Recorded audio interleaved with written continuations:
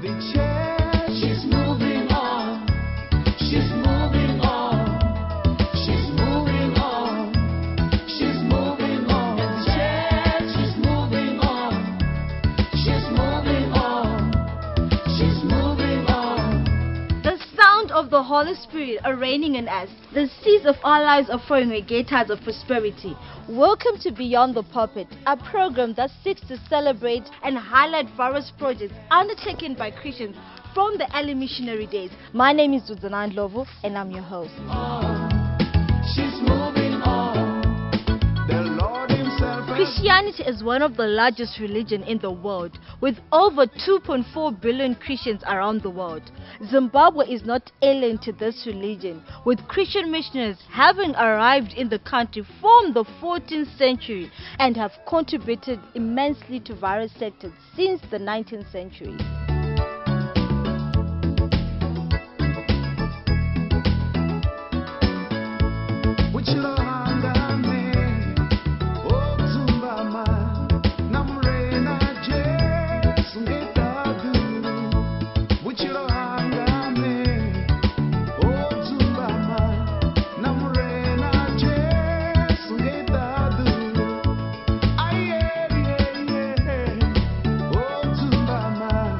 Today our focus is on Inyati Mission School, which is over 150 years old. The school was built by the London Missionary Society, which is now known as the United Congregational Church of Southern Africa.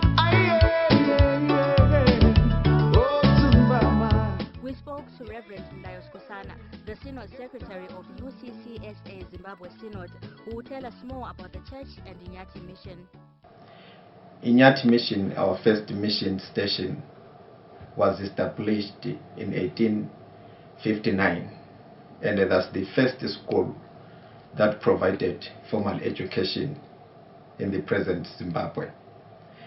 The missionaries were offered land by King Mzilikazi way back before colonization. So education, it was not a way of it was not part of colonization, because that land was given to the missionaries by the king Mzilikazi way back before colonization. Since its establishment, Inyati Mission has been able to break boundaries, establishing the first teacher training school and agricultural college. Reverend Fiso Mpofu, the chairman of the Educational Board of Trustees of the UCCSA, gives us more on the history of the school. Inyati Mission in the story of Zimbabwe cannot be forgotten. It is the first institution of learning in terms of formal education in the history of Zimbabwe. Therefore, I tend to consider Inyati Mission as the cradle of education in Zimbabwe. The school was founded by Robert Moffat on the 23rd of December in 1859. After Robert Moffat had been given that piece of land by King Mzilikazi on the 28th of October, and between the 28th of October and the December the 23rd, the first small structure was set up, and on the 23rd of December, Inyati Mission was born, 67 kilometers northeast of Bulawayo.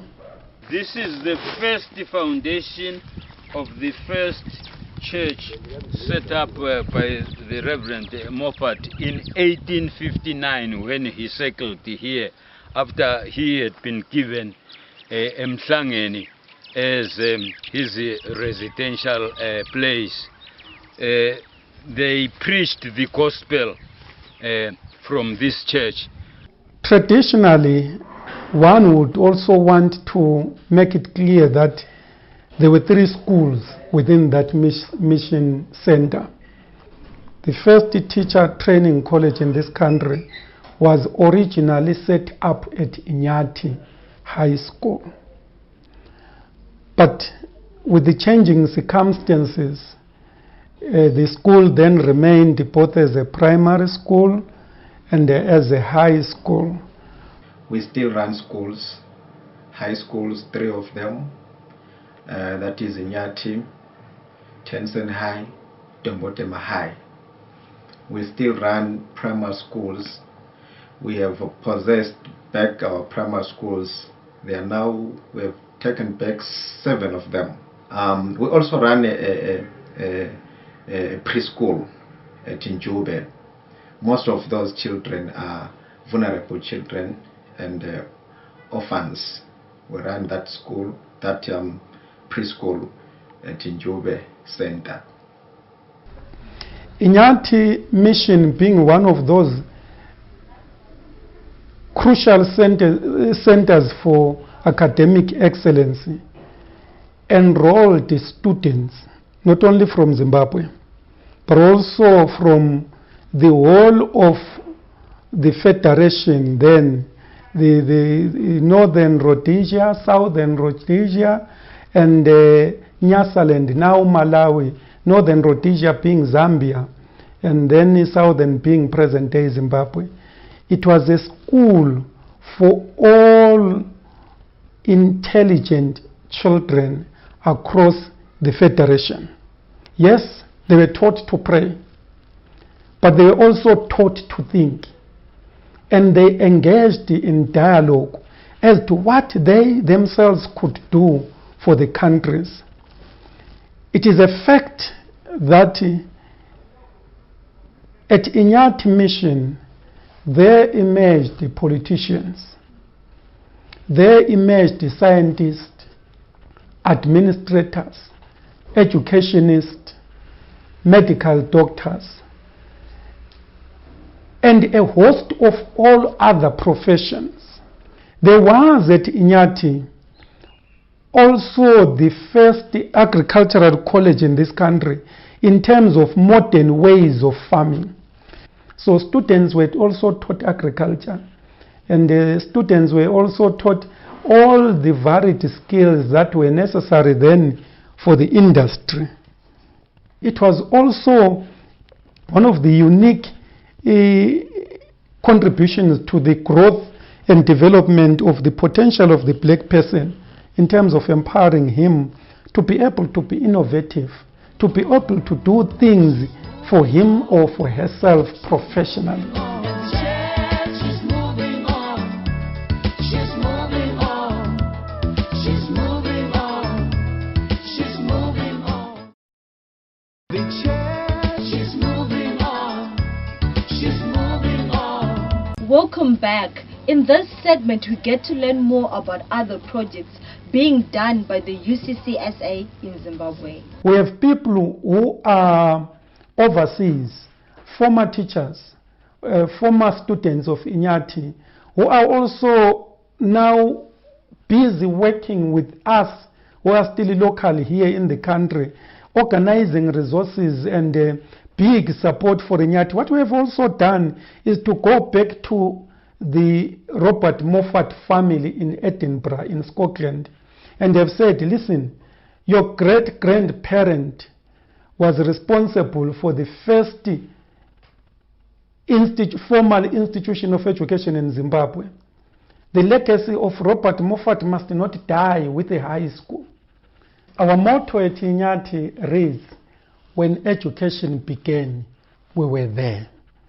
I just want to encourage every parent, every responsible citizen to value the gift of education, and also to make sure that when they decide to send their children to school, they send them to those institutions that will help nurture their children, not only academically, but also socially, as well as spiritually.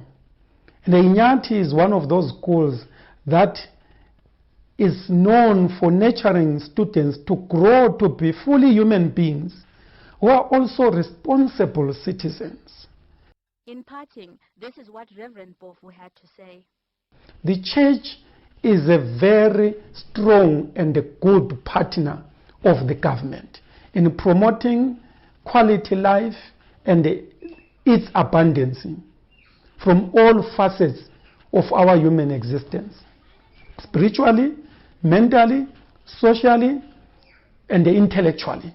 The church is featuring. As they say, knowledge is power. I hope you learned a lot from today's episode of Beyond the Pulpit. But unfortunately, we have to say goodbye. But we'll be back next week, same time, same day. For me, Woods and I, and the crew behind the scenes, may the grace and the peace of the Lord keep you throughout this week. Nothing can stop her now. She's moving on. She's moving on. She's moving on. Nothing can stop her now. She's moving on. She's moving on. She's moving on. The Lord Himself has built the church upon the rock. Nothing's gonna stand against the move of God.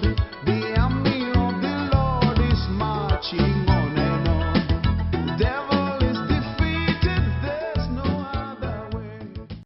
The church